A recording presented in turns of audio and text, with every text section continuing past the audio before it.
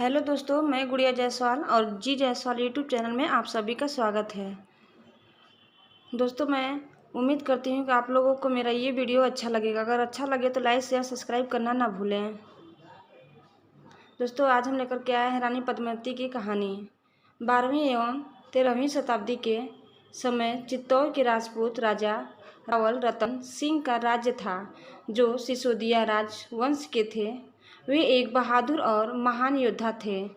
रावल रतन अपनी पत्नी पद्मावती से अत्यधिक प्रेम किया करते थे। इससे पहले इनकी 13 शादियां हो चुकी थी,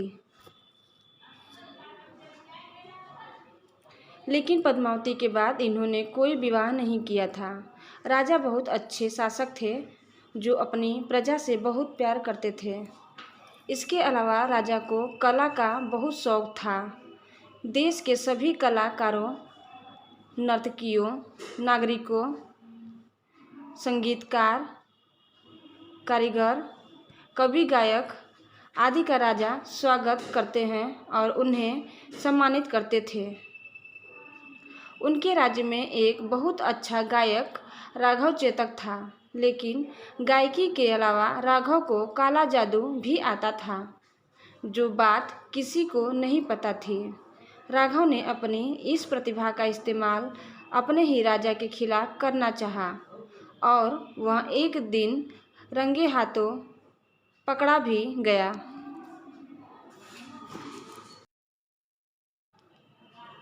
राजा को जब ये बात पता चली, तब उसने सजा के रूप में उसका मुंह काला कर उसे गड्ढे में बिठाकर अपने राज्य से बहिष्कृत कर दिया। इस कड़ी और घिनौनी सजा से राजा रतन सिंह के दुश्मन और बढ़ गए। राघव चेतन ने राजा के खिलाफ बगावत कर दी। अब इस कहानी में अलाउद्दीन खिलजी आते हैं।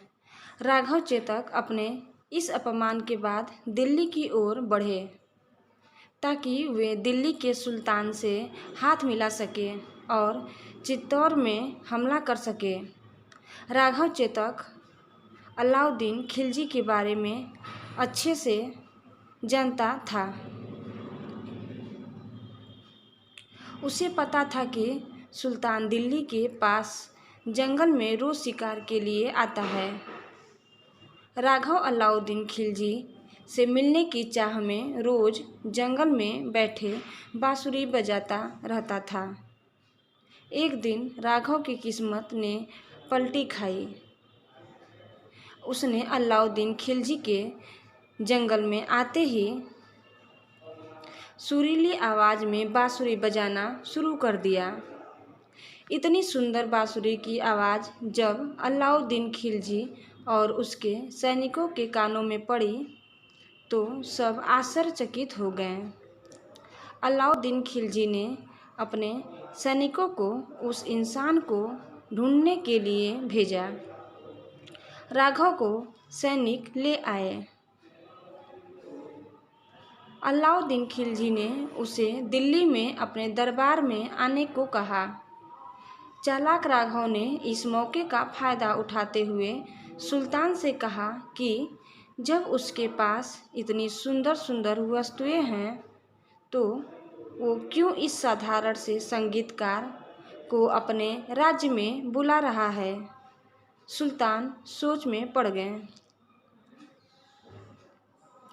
और राघव से अपनी बात को स्पष्टता से समझाने को कहा। राघव तब सुल्तान को बताता है कि वो एक गद्दार है।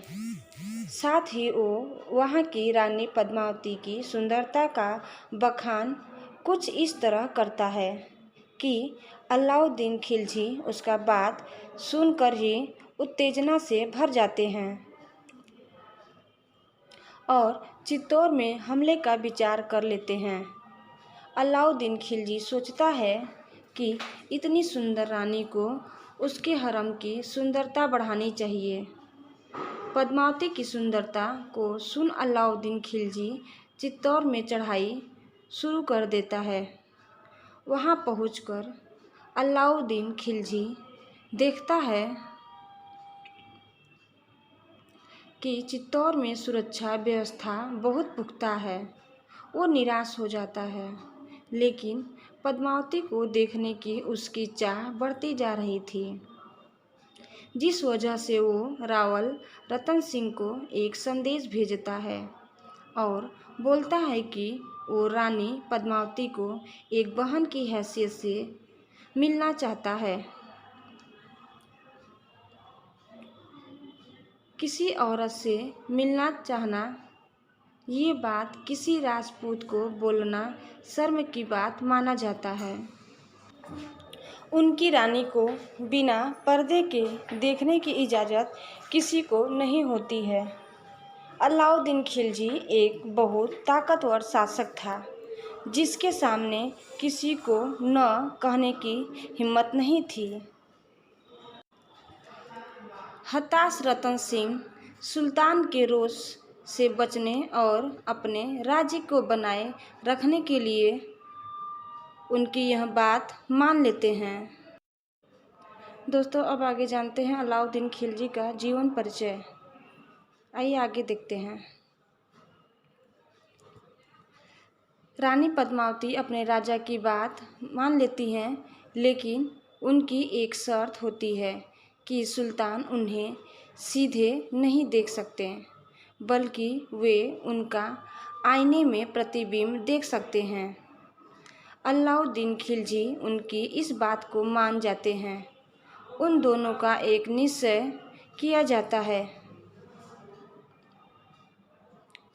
जिसके लिए एक विशेष तैयारी की जाती है। खिलजी अपने सबसे ताकतवर सैनिकों के साथ किले में जाता है, जो किले में गुप्त रूप से देख रेख भी करते हैं। अलाउद्दीन खिलजी पद्मावती को आईने में देख मदहोश ही हो जाता है और निश्चय कर लेता है कि वो उनको पाकर ही रहेगा। अपने शिविर में लौटते समय रतन सिंह उसके साथ आते हैं। खिलजी इस मौके का फ़ायदा उठा लेता है और रतन सिंह को अगवा कर लेता है। वो पद्मावती एवं उनके राज्य से राजा के बदले रानी पद्मावती की मांग करते हैं। संगारा चौहान, राजपूत जनरल गोरा और बादल ने अपने राजा को बचाने के लिए सुल्तान से युद्ध करने का फैसला किया। पद्मावती के साथ मिलकर दोनों सेनापति एक योजना बनाते हैं। इस योजना के तहत वे खिलजी को संदेश भेजते हैं कि रानी पद्मावती उनके पास आने को तैयार है। अगले दिन सुबह 150 पालकी खिलजी के शिविर की ओर पलायन करती है। राजा रतन सिंह को जहां रखा गया था, उससे पहले की पालकी रुक जाती है। खिलजी के सभी सैनिक और रतन सिंह जब ये देखते हैं कि चित्तौड़ से पालकी आ रहा है, तो उन्हें लगता है कि वे अपने साथ रानी पद्मावती को लेकर आए हैं। जिसके बाद सब राजा रतन सिंह को बहुत अपमानित करते हैं।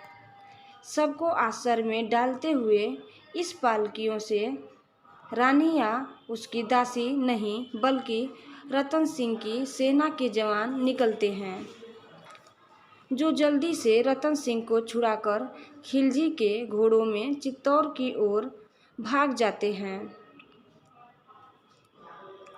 गोरा युद्ध में पराक्रम के साथ लड़ता है, लेकिन शहीद हो जाता है, जबकि बादल राजा को सही सलामत किले में वापस लाने में सफल होता है। अपनी हार के बाद खिलजी क्रोध में आ जाता है और अपनी सेना से चित्तौड़ में चढ़ाई करने को बोलता है। अलाउद्दीन खिलजी की सेना रतन सिंह के किले को तोड़ने की बहुत कोशिश करती है, लेकिन वो सफल नहीं हो पाती है।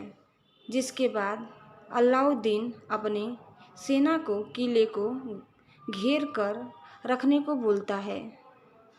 घेराबंदी के लिए एक बड़ी और ताकतवर सेना को खड़ा किया गया। लगातार कई दिनों तक वे घेराबंदी किए खड़े रहे, जिससे धीरे धीरे किले के अंदर खाने पीने की कमी होने लगी। अंत में रतन सिंह ने अपनी सेना को आदेश दिया कि किले का दरवाज़ा खोल दिया जाए और दुश्मनों से मरते दम तक लड़ाई की जाए। रतन सिंह के इस फैसले के बाद रानी हताश होती है। उसे लगता है कि खिलजी की विशाल सेना के सामने उसके राजा की हार हो जाएगी और उसे विजयी सेना खिलजी के साथ जाना पड़ेगा। इसलिए पद्मावती निश्चय करती है कि वो जौहर कर लेगी। जौहर का मतलब होता है आत्महत्या। इसमें रानी के साथ किले की सारी औरतें आग में कूद जाती हैं। अब जानते हैं रानी पद्मावती की मृत्यु। 26 अगस्त सन 1303 में पद्मावती भी जौहर के लिए तैयार हो जाती है और आग में कूदकर अपने पवित्रता होने के प्रमाण देती हैं। किले की महिलाओं के मरने के बाद वहाँ के पुरुषों के पास लड़ने की कोई वजह नहीं होती है। उनके पास दो रास्ते होते हैं, या वे दुश्मनों के सामने हार मान लें या मरते दम तक लड़ते रहें। अलाउद्दीन खिलजी की जीत हो जाती है। वो चित्तौड़ के किले में प्रवेश करता है, लेकिन उसे वहाँ सिर्फ मृत शरीर, राख और हड्डियाँ ही मिलती हैं। दोस्तों, पूरा वीडियो देखने के लिए धन्यवाद। अगर आपको वीडियो पसंद आए तो इसे लाइक, शेयर और सब्सक्राइब करना प्लीज़ न भूलें।